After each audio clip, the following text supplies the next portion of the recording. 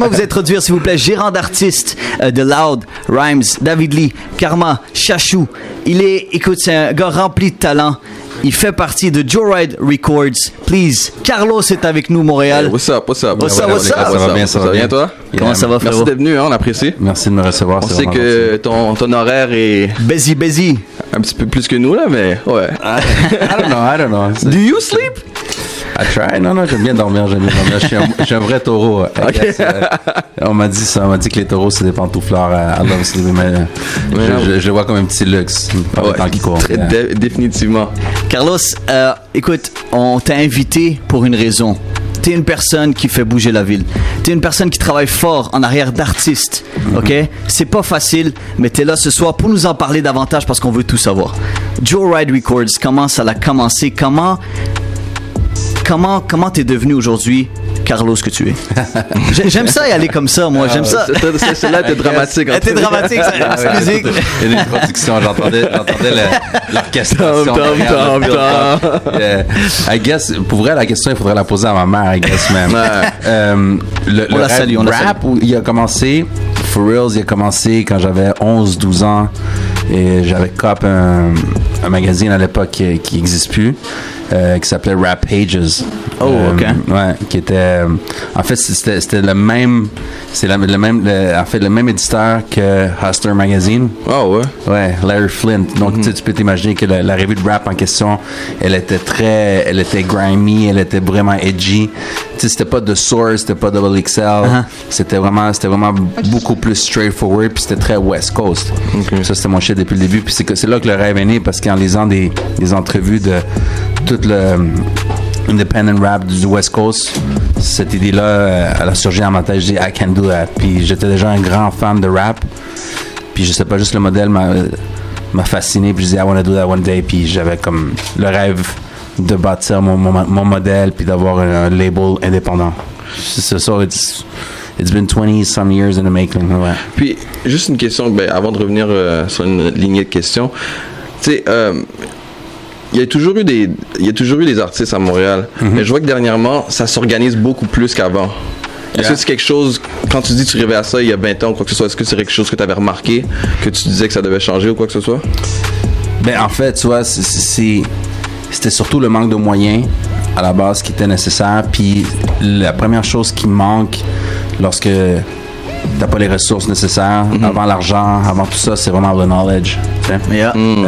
Donc, juste pour aspirer même à avoir des fonds, juste pour aspirer à avoir des ressources matérielles, tout ça, la première chose qu'il faut que n'importe quelle entreprise requiert, c'est justement du savoir-faire, du savviness.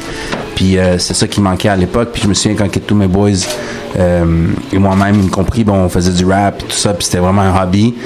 Lorsqu'on a commencé à aspirer à vouloir aller plus loin, la première chose qui nous manquait, c'était le savoir, tu sais. Puis moi, j'ai toujours été une personne très curieuse, puis quand j'ai compris que le rap, du côté musique, du côté forefront, du côté interprète, c'était pas pour moi, j'ai décidé de passer l'autre bord, puis d'aider, puis d'épauler mes amis qui étaient dans le rap, que je trouvais beaucoup plus talentueux que moi musicalement, tu sais.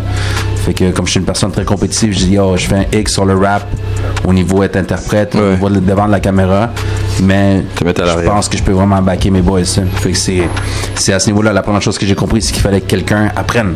Ouais, 100%. C'est ce que j'ai dit, mes boys, consacrez-vous à produce beats, write lyrics, spit hot shit. Moi, j'ai votre bac, je vais apprendre le métier. Puis vas-y. Non, mais tu parlais des boys, justement, mais est-ce que depuis le début, t'as gardé cette même gang depuis le début, puis ils sont là aujourd'hui à travailler avec toi?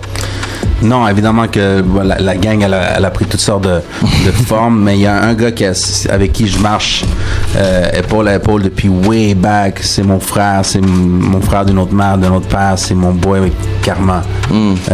Karma et moi, on s'est connus au cégep. So it's been 20 years now. Wow. Karma Chika? That's my man. C'est ça.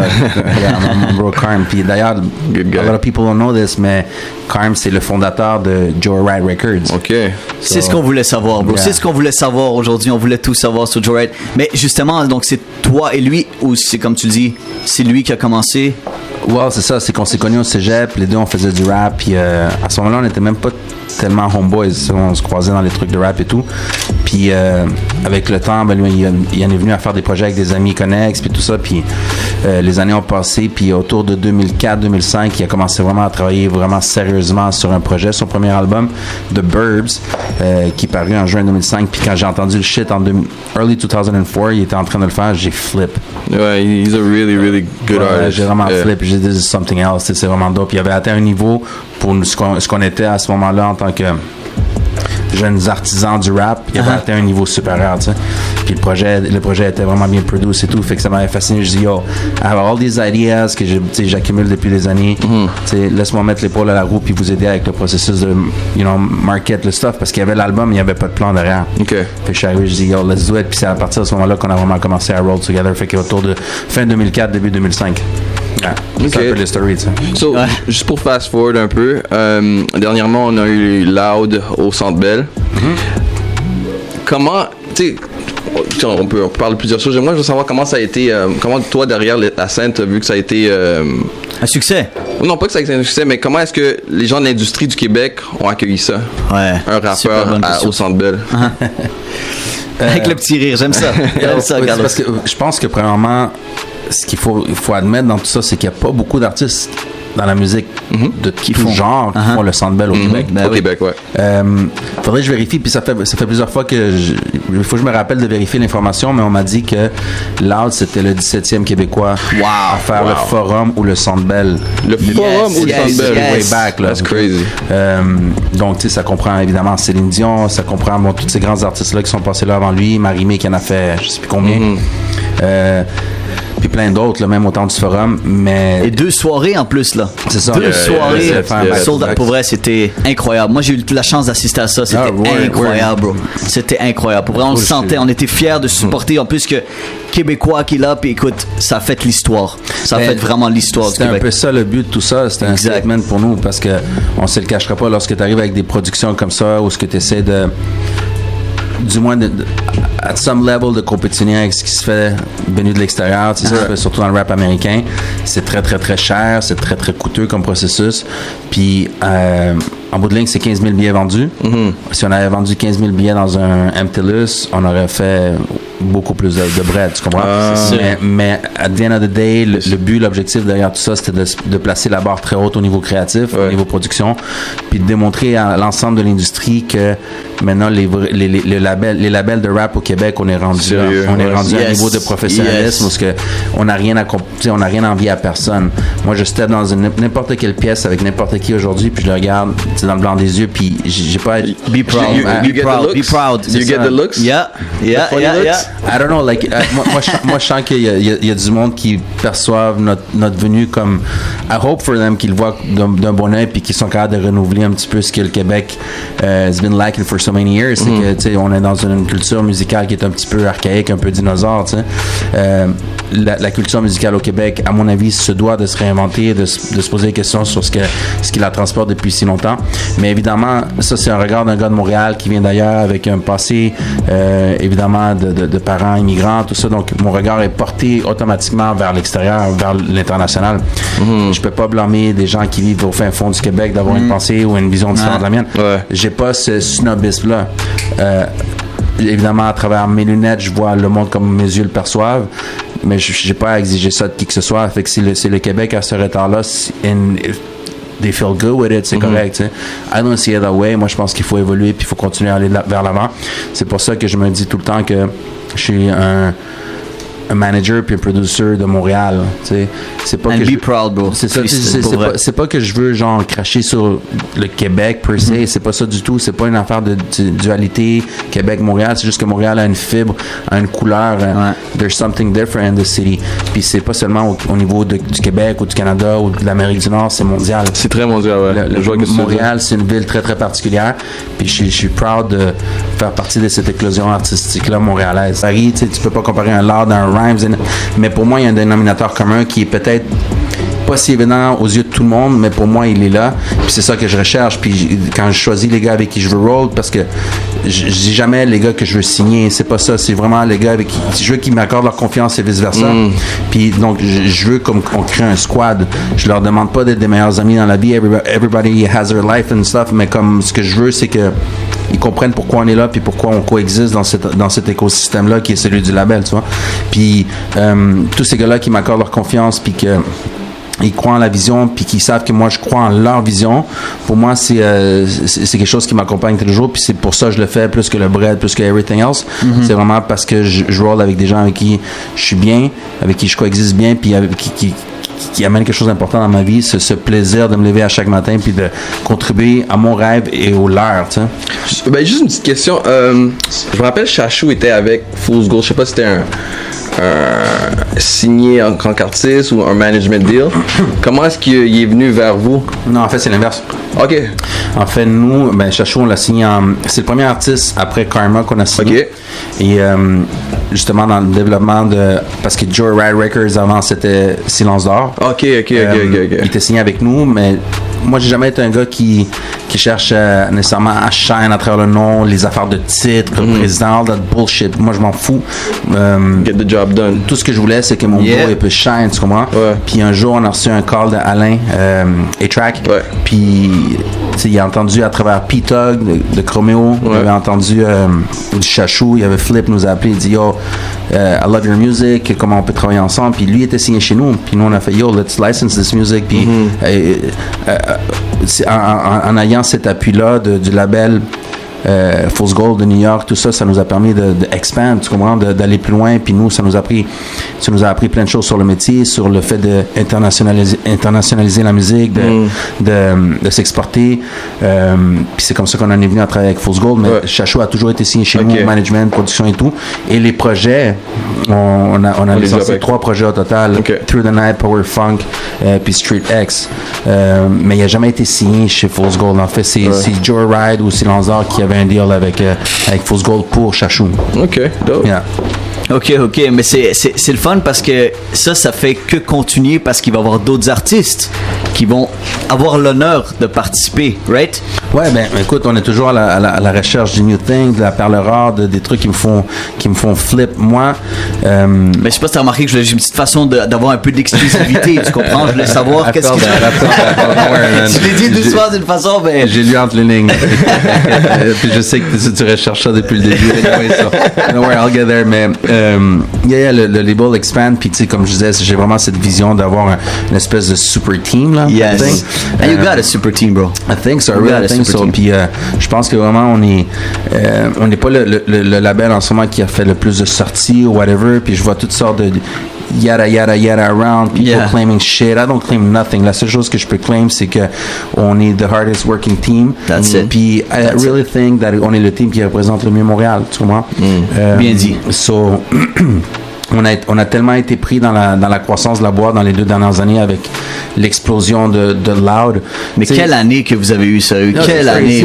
Quelle année? Quand t'as un gars comme Loud, c'est un franchise player à fond, tu sais, à lui seul, il fait plus de ventes, plus de streams, plus de shows qu'il y a des labels au complet, tu comprends? 100%. So, people claiming stuff, moi, ça me dérange pas. L'important pour moi en ce moment, c'est de gérer cette croissance-là, de donner le backup nécessaire à chacun des autres gars pour qu'ils arrivent à un niveau qui leur est dû. Parce que c'est tous des gars extrêmement talentueux, tu sais. Je le dis souvent à la blague, je sais que je vais faire des tournées d'arena avec David Lee. And I talk to people and people don't see the vision. They don't see it. Qu'est-ce que tu veux dire? Tu le dis à la blague? Non, mais parce que c'est que j'y crois vraiment, sauf que je le dis d'une manière un petit peu fronty, un petit peu cocky. And people think that I'm talking shit, juste comme quand j'ai dit qu'on allait faire un Sandbell ou quand j'ai dit que Rhymes allait vendre 10 000 ou tu sais, des affaires comme ça. Mais c'est voir loin, c'est ça qui est bon, c'est ça qui va faire la différence. Loin, mais surtout j'ai un plan. Exact. That's the difference. Je pense pas que je suis une personne qui daydream. I don't spend time daydreaming du tout. Genre pendant que d'autres ils s'imaginent des trucs, moi je suis en train de mettre des plans. Planifier le futur. Je planifie les trucs, tu sais, step by step. Je fais des plans quinquennaux, puis je sais comment on peut se rendre là. Puis si ça marche pas, c'est quoi notre plan B, puis notre plan C. je suis tout le temps en train de stratégiser, tu sais. Puis c'est pour ça que quand j'avance des choses comme yo, on va faire un Centre Bell, c'est pas juste un souhait ou c'est pas juste un, tu sais, c'est vraiment parce que I think we have the right plan to get there, tu sais. At the end of the day, c'est ça. So what's next for well, individually?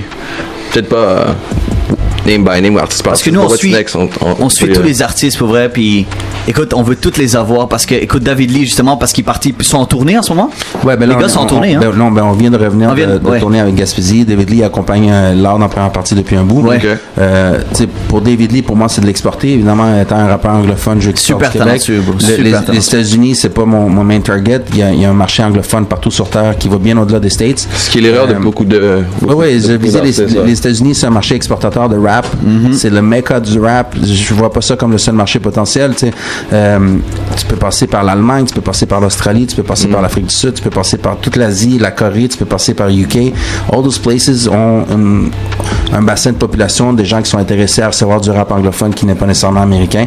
And then, if we hit the States one day, good. Tu sais.